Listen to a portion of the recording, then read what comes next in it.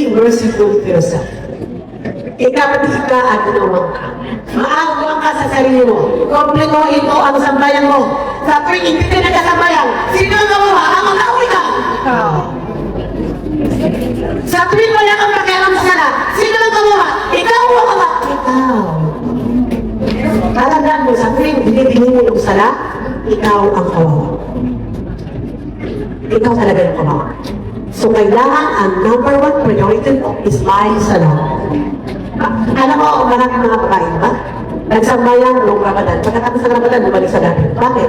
Kasi hindi sila nag-umpisa sa Rajab. Kung hindi ka nagkasala, ngayon, versus put yourself sa mga kabataan, yung tinatawag nila na self-love. If you really love yourself, take care of yourself. Ako, I have 9 children. Siya naman ako. Sabi niyo naman, alam mo yung balik.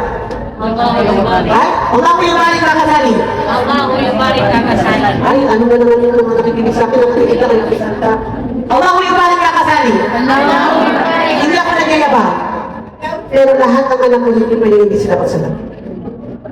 Ang asawa ko sobrang bait. Basta ulaman ang abay talaga. Ano yung sa basket, tinatanaw ka. Nasa ka nabit ka. Dapat pag lalaki ka, magsasambayan ka sa basket. Huwag kang magagalit sa akin, anak, kasi hindi ako may gusto nito. Yung Allah ang nagsabi na doon sa basket. At yung 10 years old ko, alam mo yun. Dapat, tinuturuan mo yung anak mo. Anak, lalaki ka kasi. Kung babae ka, okay na naman sa ka sa bahay. Dahil lalaki ka, dapat nandun ka sa masjid.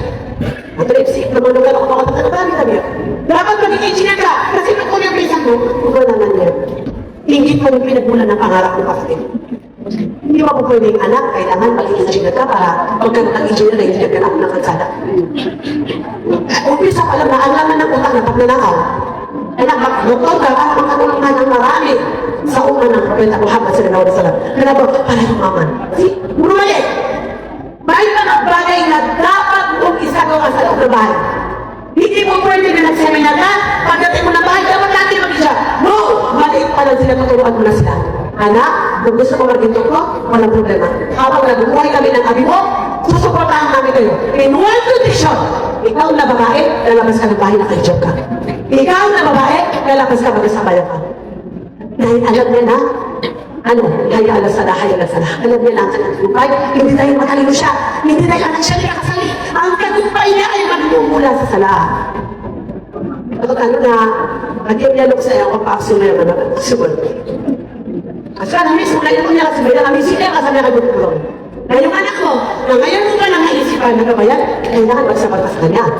Hindi ka lang magsasapat ka ng mahabang sama para matutunan ng mga anak mo kung ano ang sala, ano ang hijab, bakit bawal mag-boyfriend. Talagang matuturo ka mula sa scratch at kailangan mo na mag-ibig.